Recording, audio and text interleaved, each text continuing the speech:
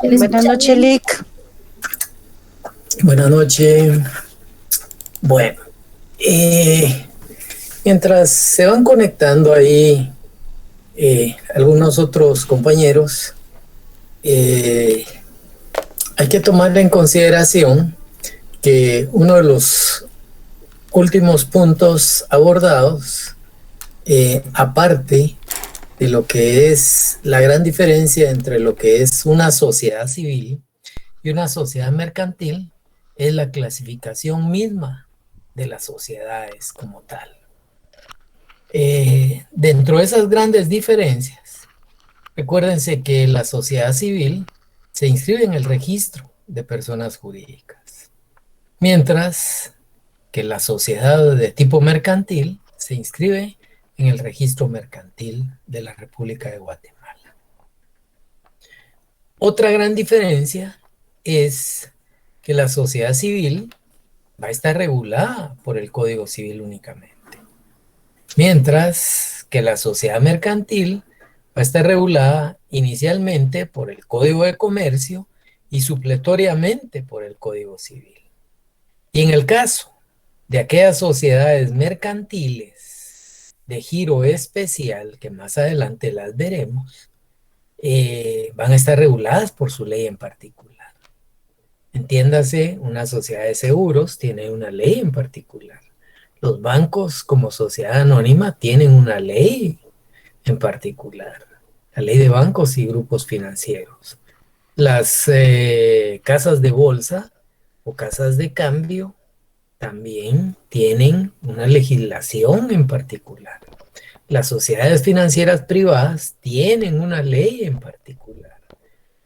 Los almacenes generales de depósito tienen una ley en particular. Entonces, la sociedad mercantil, de buena forma, tiene una gama más amplia que la sociedad civil. Es decir, que la sociedad mercantil, entonces, aparte del Código de Comercio, aparte del Código Civil, habrán algunas que tendrán una ley en particular. Otra gran diferencia es que la sociedad mercantil debe llevar contabilidad. Dependerá mucho de lo que regula el 368, el 369 y el 371 del Código de Comercio, en donde pues la entidad mercantil tiene formas específicas de cumplir para efectos de sus registros, mientras que la sociedad civil no está obligada a este tipo de generalidades. Mencionaba el otro día que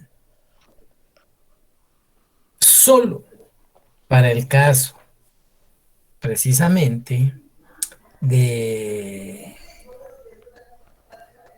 el decreto 4-2020, ¿ya?, que reforma de buena parte pues al decreto 2-2003, que es la ley de ONGs que se desarrollan en un ámbito civil, pues estas entidades tienen una obligación en particular. Y esa obligación en particular es llevar contabilidad. Pero de ahí, la sociedad tradicional civilmente no tiene dicha obligación. Bueno, y por último, tenemos que tomar en consideración que la sociedad mercantil va a estar siempre sujeta a determinados hechos o actos de publicidad. Ejemplo, en el 341 del Código de Comercio, ustedes van a encontrar que al momento de su creación, cualquier modificación debe de publicarse un edicto en el registro mercantil. Mientras que la sociedad civil no tiene dicho que cumplir con dicho requisito como tal. Bueno, Dentro de la clasificación mencionamos que hay una clasificación de sociedades mercantiles desde el punto de vista doctrinario. Y desde el punto de vista doctrinario, esas sociedades mercantiles habría que ver atendiendo a la importancia del elemento personal o patrimonial. Y atendiendo a ese elemento personal o patrimonial, vamos a encontrar sociedades de personas, pero también sociedades de capital. Las sociedades de personas, como la sociedad colectiva, sociedad en comandita simple, la sociedad de responsabilidad limitada, la sociedad en comandita por acciones, que es una mixtura, ahí hay personas en esa última, pero también hay capital. Mientras que en una sociedad anónima, lo que prevalece es el capital, no el buen nombre como tal. Ahí, en esa clasificación doctrinaria, atendiendo al grado de responsabilidad que tienen quienes participan dentro de la sociedad. De ahí que una sociedad colectiva, de ahí que una sociedad en comandita simple, ¿ya?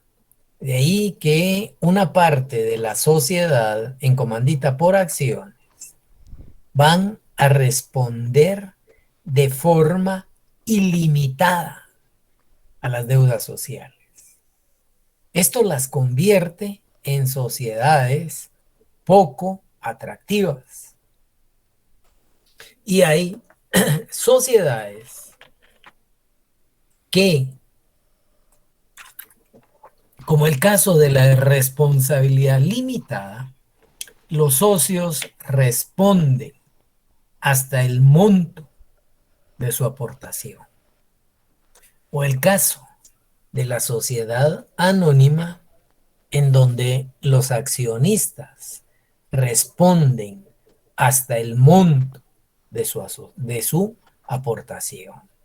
Entonces, en ese grado de responsabilidad que puede ser ilimitado o limitado, dependerá de la sociedad para poderlos enmarcar.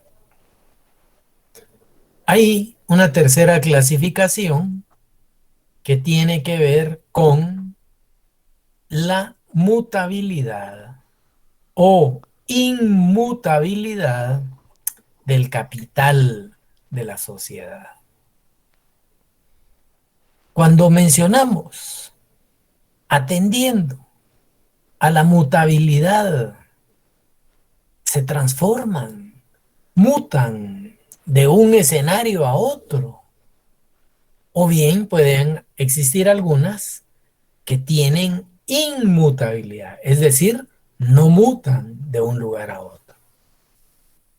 Para poder entender este proceso doctrinario, la mutación, ese cambio como tal, se da en una sociedad regulada por el decreto 34-96, que se refiere a la ley del mercado de valores y mercancías.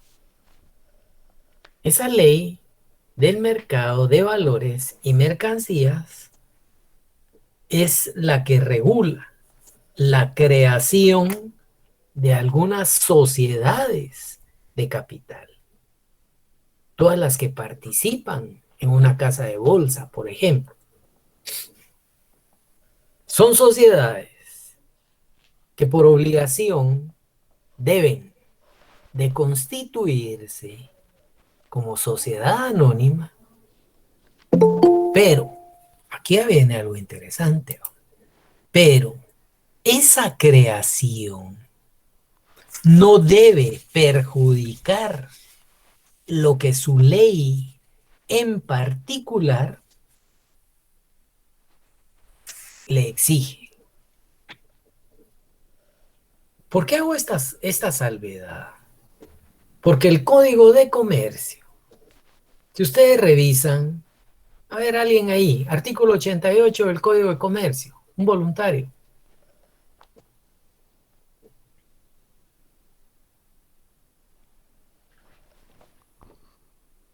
88, díjole. Sí, por favor, capital autorizado. Capital autorizado. El capital autorizado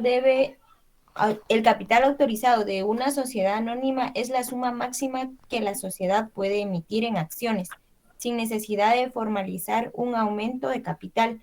El capital autorizado podrá estar total o parcialmente suscrito al constituirse la sociedad y debe expresarse en la escritura constitutiva de la misma. Muchas gracias, licenciada Mendizábal. Vean pues, capital autorizado. Vean una casa afuera de la casa. Párense frente a una casa y vean ese último pico de la casa, el techo.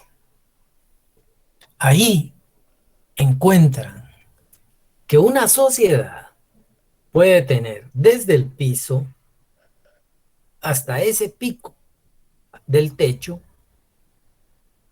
como capital, sin necesidad de modificar la estructura básica. ¿Quieren echarle segundo nivel? Ah, ya modifican, ya van a ampliar.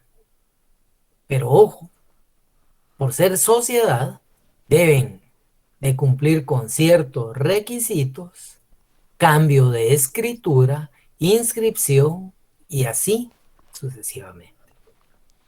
¿Qué implica entonces? Que esa suma máxima de capital que una sociedad puede emitir en acciones, ¿ya? O dependiendo del tipo de sociedad, pues cada vez que se vaya a modificar, se va a ampliar a un segundo nivel, a un tercero, un cuarto, tiene que pedirse autorización. Que tienen una casa de 2 niveles y resulta ser que la parte de abajo se está dañando y van a botar toda la parte de arriba y se van a quedar con un nivel. Tienen que modificar la escritura de la sociedad.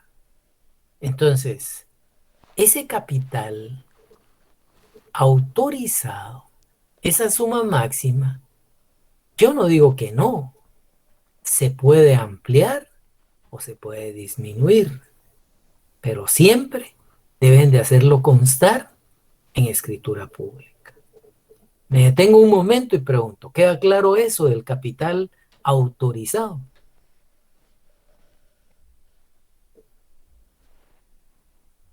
Bueno, o están cenando o no me están poniendo atención. A ver, licenciada Lari. Bien, Bien, Lick, licenciado, aquí todo claro. estamos. Sí, Lick, todo bien.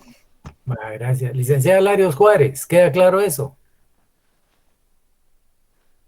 ¿Me vieron? Sí, Lick, gracias. Bueno, ¿qué pasa entonces? Si tenemos ese pico, imagínense una casa así, tipo iglesia, aquellas que tienen 2 aguas y hay una crucita hasta arriba, o un símbolo, aquellos gallos que dan orientación del viento. Ese es el último pico de la sociedad. Ese es el capital autorizado. Hasta ahí se tiene, precisamente, valga el neoplasmo, la autorización de emitir títulos como tal. Ahora revisen el artículo 90. A ver, licenciada Andrea Jerónimo, Código de Comercio, artículo 90. Ahorita, licenciado, permítame. Gracias.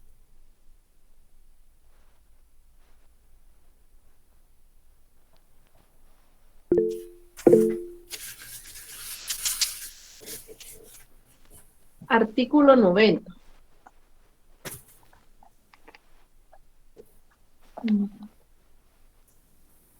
Dice ahorita. El capital pagado mínimo.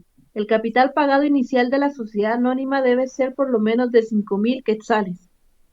Terronada en un examen privado. Lick, disculpe. Cuidado con su código. Eso. no está actualizado.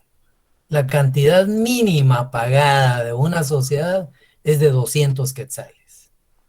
Ese código no está reformado. Cuidado con eso, licenciada Jerónimo. Está bien, Lick, gracias. Bueno, alguien ahí me pedía la palabra, disculpe.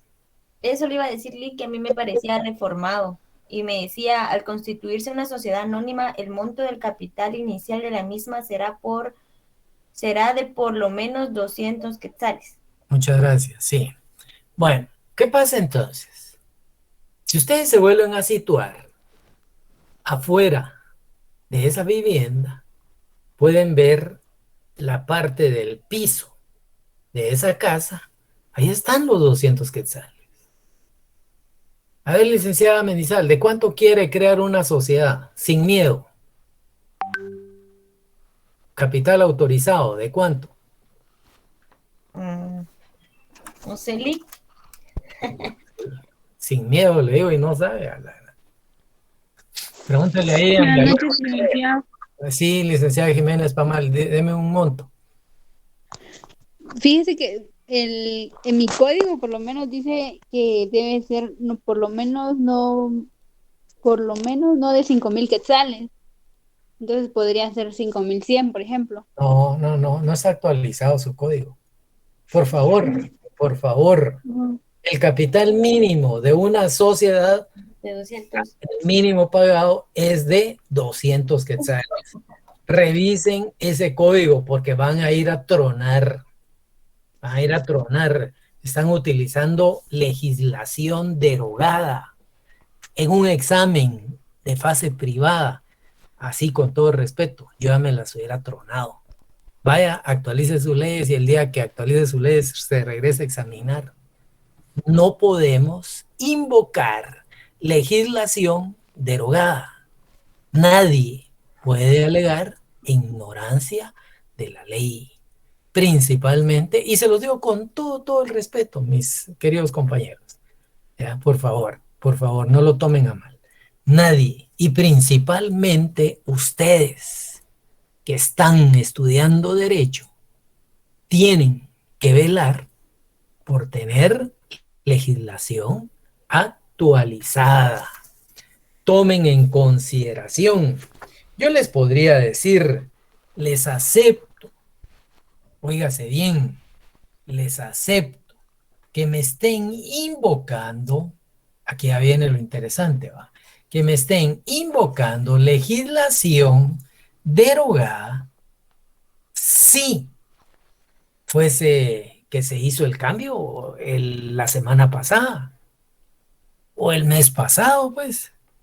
Pero estamos ante un escenario en donde la reforma, oígase bien, la reforma al código se dio mediante decreto 18-2017 del 29 de enero del 2018. A estas alturas no es admisible ese tipo de situaciones. Con respeto se los digo, pero sí tengan especial cuidado. Bueno, vamos al ejemplo. Si ustedes se paran frente a esa casa, cuando uno ve el piso, esa pequeña luz que se da entre la puerta y el piso, que es donde uno pasa a veces depositando sobres o información o correspondencia, ahí van a encontrar los 200 quetzales. Allá donde termina de estar asentado ese gallito que da la dirección del viento, ese último punto del techo es el capital autorizado, la suma máxima, aunque no se haya pagado, entre el dintel de la puerta de la parte de la luz de abajo, es decir, dentro del piso, y ese último ladrillo puesto, ahí hay una esfera de capital que pueden tener más, tener menos, pero no rebasar esos límites, porque si los rebasan, tienen que modificar la escritura constitutiva. De ahí pueden tener más, pueden tener menos, habrán operaciones contables que les van a permitir jugar sin necesidad, óigase bien, de modificar la escritura. Quieren, después de ese último ladrillo puesto, echar un segundo nivel, un tercer nivel, modifican la escritura de constitución para ampliar el capital autorizado, regulado en el 88 del Código de Comercio. Y solo para que ustedes se percaten, para quienes en algún momento pues platicamos y les mencionaba lo del código que no tiene las reformas como tal. Si ustedes revisan, váyanse al final del código, y ustedes van a encontrar que el código automáticamente, el último artículo es un 1039, que es la vía procesal. Eso es lo que ese código tiene.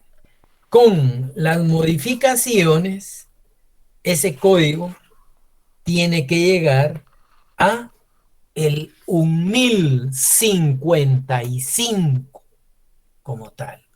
Se adiciona la sociedad de emprendimiento. Revisen el artículo 10, 5 formas de sociedad para los que no tienen la modificación. Para los que tienen la modificación, 6 formas de constituir sociedad. Bueno, en ese escenario entonces, la inmutabilidad de un capital se va a dar viendo ese piso y viendo ese último ladrillo en el techo de una sociedad anónima. Mientras que la sociedad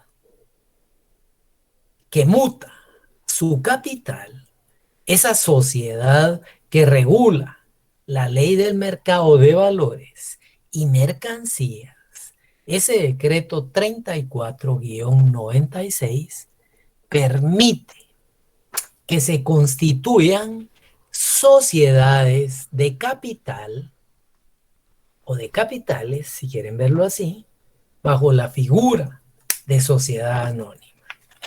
Pero, atendiendo a su ley, estas, más adelante las vamos a desarrollar, van a tener un capital mínimo por su ley en particular. ¿Ya? Y no es de 200 quetzales. Es de 50,000 unidades, cada unidad a razón de 100 quetzales. Estamos hablando de 500,000 quetzales ya, como tal. Por un lado.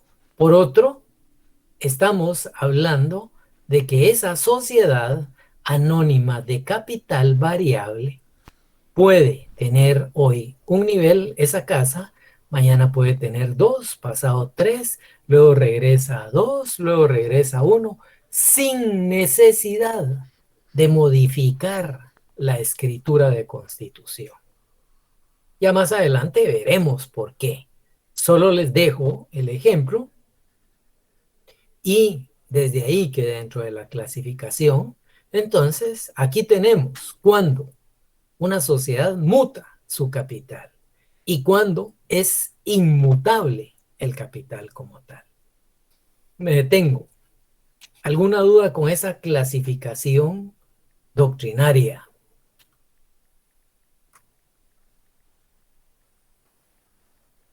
¿No?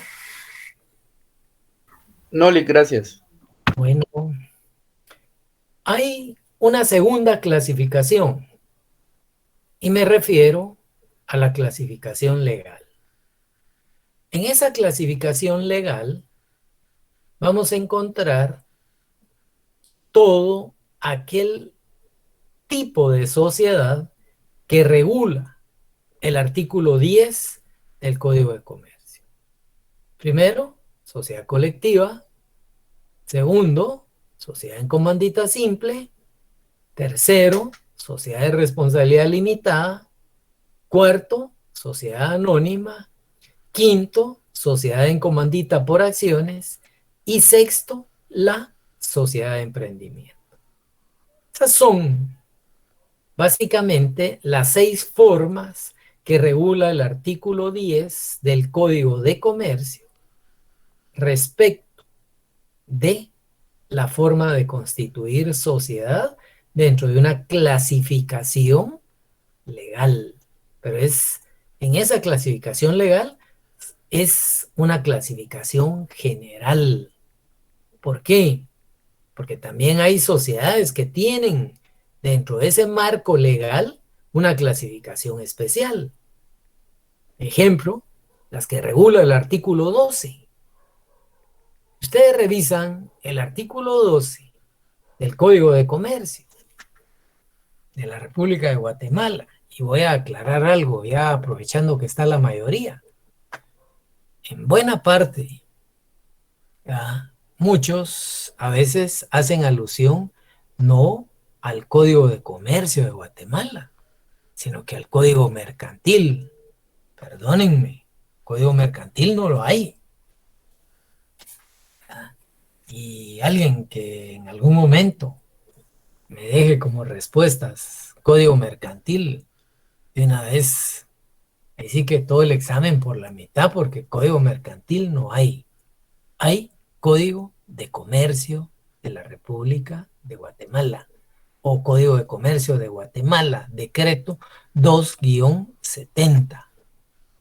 Bueno, en esa clasificación especial del artículo 12, ustedes van a encontrar que hay una serie de sociedades mercantiles constituidas bajo la forma de sociedad anónima, pero que se rigen por su ley especial y que son de giro financiero. Los bancos, las aseguradoras, las reaseguradoras, las afianzadoras, reafianzadoras, las financieras, los almacenes generales de depósito, la bolsa de valores y alguna otra análoga. Y cuando digo alguna otra análoga, casas de cambio, casas de bolsa, operadores de tarjeta de débito, crédito, operadores de cajías de seguridad, por ejemplo, ¿verdad? Todo ese tipo de sociedades nacen después de que cobrara vigencia en la década del 70 del siglo pasado nuestro Código de Comercio. Ese tipo de clasificación especial sigue siendo parte de una forma legal. Y hay una tercera subclasificación y se refiere concretamente a las sociedades con un fin ilícito. ¿Cómo así, diría alguien? A las sociedades irregulares, a las sociedades de hecho. Ejemplo, una sociedad con un fin ilícito, alguien entra a crear la sociedad, la constituye para prestar servicios de mensajería, por ejemplo, y de la noche a la mañana se dedica a entregar objetos ilícitos.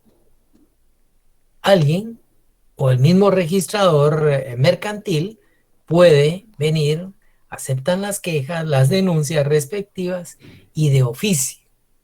Ese tipo de sociedades regulada en el 222 del Código de Comercio entran a cancelarse. Una sociedad con un fin ilícito no puede tener vigencia de vida en nuestro medio.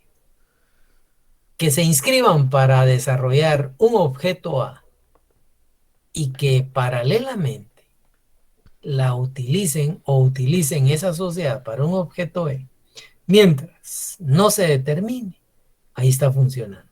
Pero si se determina y el objeto es ilícito, debe de cancelarse la inscripción en el registro mercantil. Aparte, vamos a encontrar las sociedades irregulares. El día de hoy me uno con 3 personas. Decidimos constituir una sociedad y automáticamente buscamos al notario, al licenciado Renato Mota, y le pedimos de favor que nos constituya la sociedad. Él viene, constituye la sociedad y ya que hemos firmado, nos dice, bueno, aquí está, yo necesitaría que me dejen 15,000 quetzales para pagar el arancel, parte de mis honorarios y bueno. Y le decimos, no, la campaña, el lunes se lo traemos. Y ya no llegamos. Y resulta ser de que empiezo a realizar negocios en nombre de esa sociedad. El licenciado Mota nos constituyó esa sociedad Don Perico de los Palotes. Yo día lunes ya estoy negociando bienes, haciendo todo tipo de transacciones en nombre de esa sociedad. Pero esa sociedad la tiene el licenciado Mota nada más en su protocolo. No hay ningún tipo de inscripción, no hay ningún tipo de aviso, no hay ningún tipo de publicación. Él está esperando que le dé la plata para ir y pagar el arancel en el registro mercantil y poder inscribirla. Mientras tanto, no. Esa sociedad se convierte en una sociedad irregular.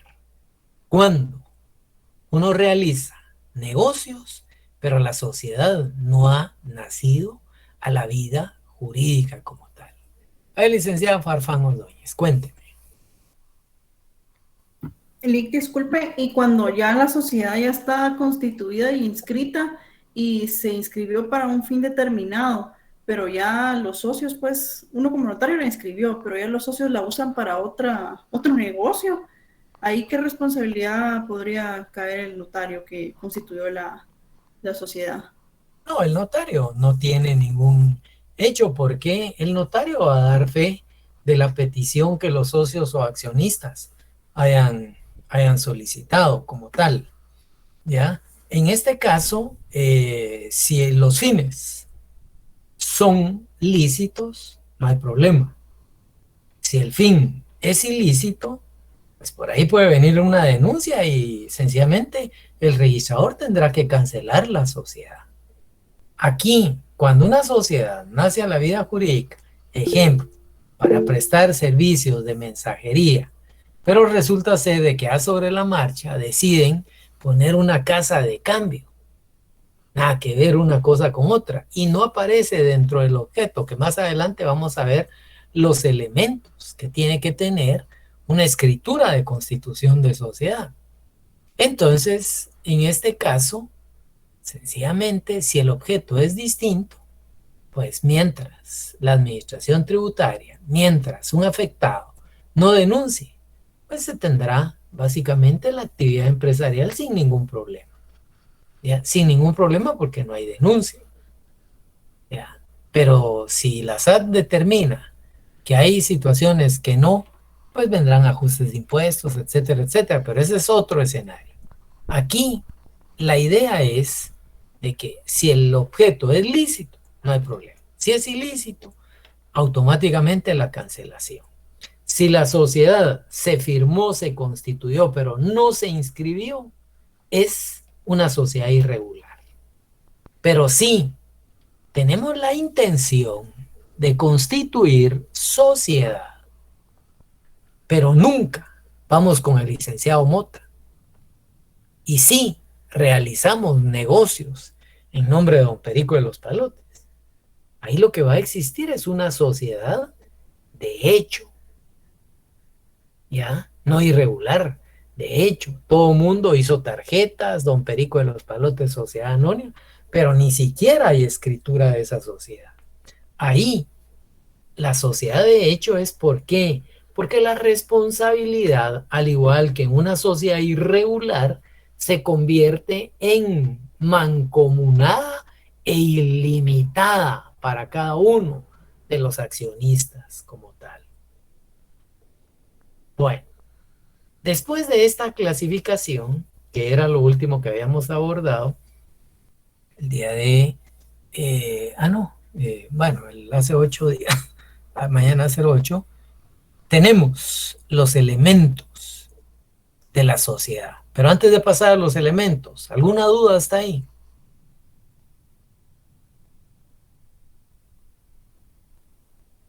Bueno, lo que yo voy a tener que Noli, gracias. Licenciado, solo una consulta. ¿Cuál era la diferencia entre una sociedad irregular y una sociedad de hecho? Aparte del 223 y 224 del Código de Comercio, que ahí están descritas, la irregular, ustedes llegaron ante notario, firmaron la escritura, mas esa escritura no concluyó con el trámite de inscripción, el pago de avisos, la publicación, etcétera.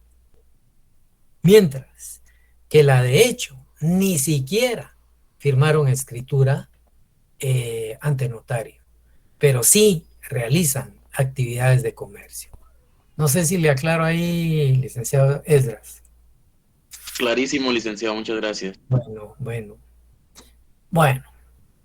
toda sociedad, óigase bien, toda sociedad tiene 3 elementos básicos. Primero, el elemento personal. Segundo, un elemento patrimonial. Y tercero, un elemento formal. Cuando nos referimos al elemento personal, ninguna, óigase bien, forma de constituir contrato de sociedad puede existir sin que no medien personas, o ya sea personas naturales, personas de carne y hueso, o personas jurídicas. De ahí que existan comerciantes individuales, tal y como lo regula el Código de Comercio, ¿ya? En cuanto a que son comerciantes quienes ejercen en nombre propio y con fines de lucro. Así lo regula el artículo 2. Y el artículo 3 hace alusión a los comerciantes sociales. Y claramente establece y norma que las sociedades organizadas bajo una forma mercantil llegan a tener la calidad de comerciantes, cualquiera que sea su objeto. Pero le faltó ahí, pues, que tienen la calidad de comerciantes sociales como tal. Entonces, ese elemento personal, atendiendo al artículo 1 del Código de Comercio, en donde podemos utilizar supletoriamente nuestro Código Civil, nos permite identificar que si ese elemento personal va a ser una persona civilmente capaz de carne y hueso o un comerciante social, ellos pueden ser parte de ese elemento personal. Pero la persona de carne y hueso, esa persona civilmente capaz, debe de tener mayoría de edad. Debe de contar con 18 años. Ahí revisan el artículo 8 del Código Civil.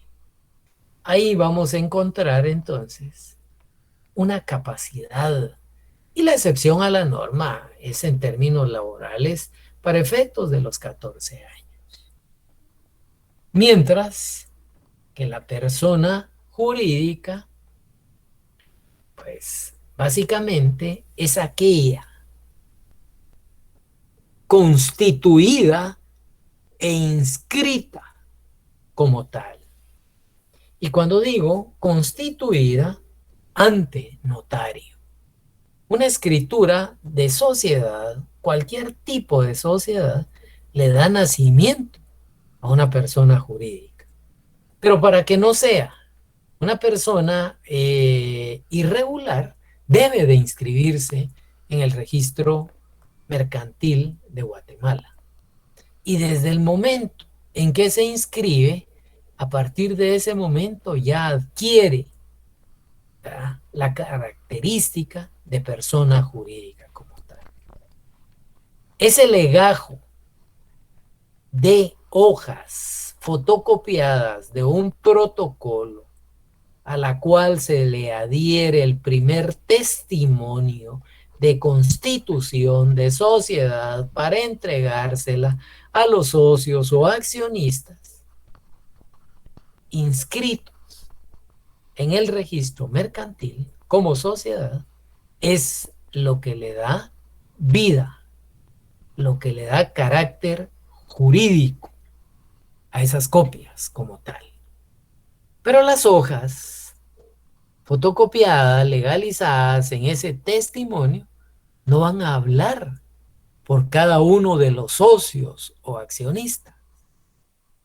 Tiene que existir alguien que adquiera personería jurídica, ¿ya?, o personalidad, como le llaman otras personas jurídicas, que es la investidura jurídica que permite que esa persona natural, que ese ser humano realice negocios, adquiera derechos, contraiga obligaciones en nombre de esa sociedad.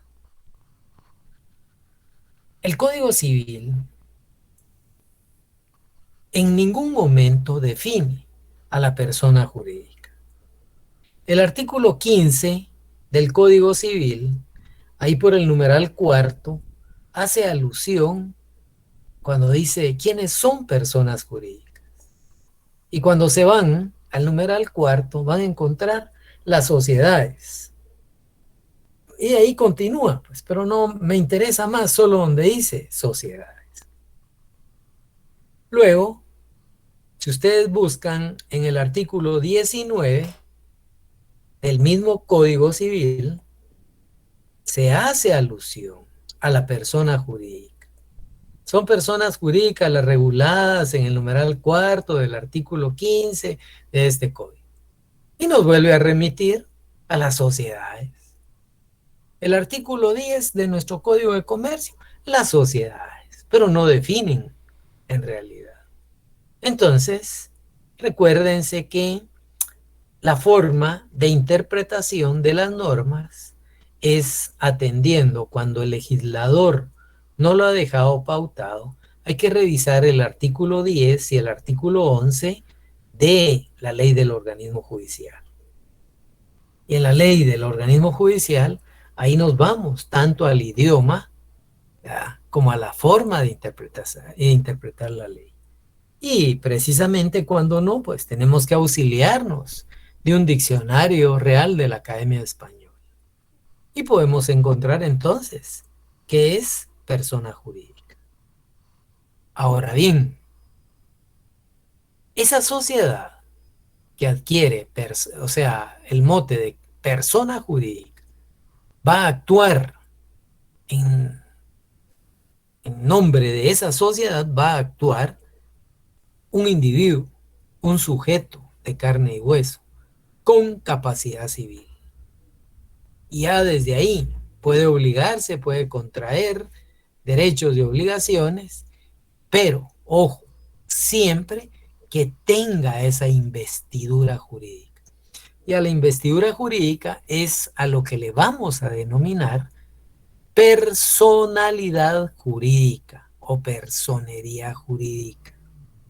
Y de ahí que el artículo 16 del Código Civil haga alusión precisamente a lo que es la persona jurídica. Alguien revestido de poder actuará en nombre de los socios o accionistas como tal. Bueno, me detengo. Respecto de la clasificación de la capacidad de una persona individual, de lo que es la persona jurídica y de lo que es la personalidad jurídica. ¿Alguna duda?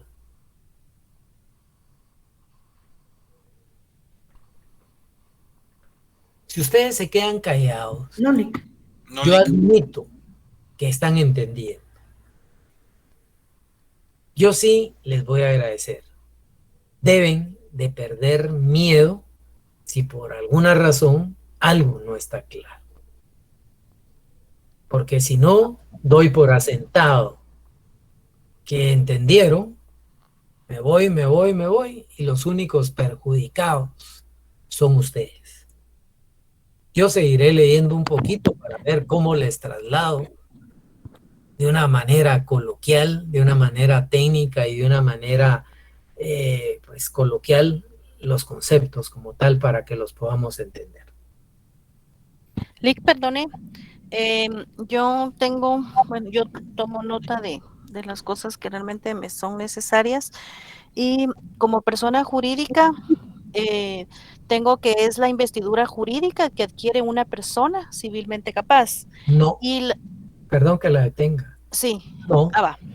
la Ajá. persona jurídica es Ajá. cualquiera de las formas de constituir sociedad ante notario y que esté debidamente inscrita. Ellos adquieren la característica de persona jurídica. La personalidad o personería jurídica es lo que usted me está diciendo. Ah, ya. O sea, lo tengo como que ¿Qué le quiero al decir? revés. Dígame. Perdón que la detenga. ¿Qué le quiero decir?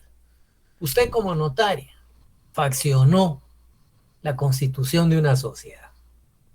Desde el momento en que usted emite su testimonio, va y lo inscribe en el registro mercantil, usted le dio nacimiento a una persona jurídica. Cuando me contrata y me nombra administrador único y representante legal de esa sociedad, me está dando personería o personalidad jurídica para que yo actúe en nombre de esa persona jurídica. Licenciado, en síntesis, perdone la interrupción, ¿se puede decir entonces que persona es una capacidad y la personería o personalidad es una investidura? Sí podríamos decir capacidad desde el momento en que nace. Un niño nace para que tenga capacidad de ejercicio, porque también hay capacidad de derecho, ¿eh? Entonces debe de inscribirlo. Si aparece con nombre y apellidos e inscrito en el Registro Nacional de las Personas, en ese momento pues ya es un ser. Lo mismo pasa con la sociedad. Cuando se inscribe en el registro mercantil, es un comerciante social. Nace el comerciante social. Ahí, el que estén inscritos, el que estén facultados, van a tener capacidad. Pero ojo, ¿quién va a tener la investidura jurídica para materializar esos derechos y esas obligaciones en nombre de esa persona jurídica? El que tiene personalidad o personería jurídica. ¿Estamos ahí, licenciado Mota? Gracias, licenciado, muy amable. Licenciada Jerónimo, se quedó callada.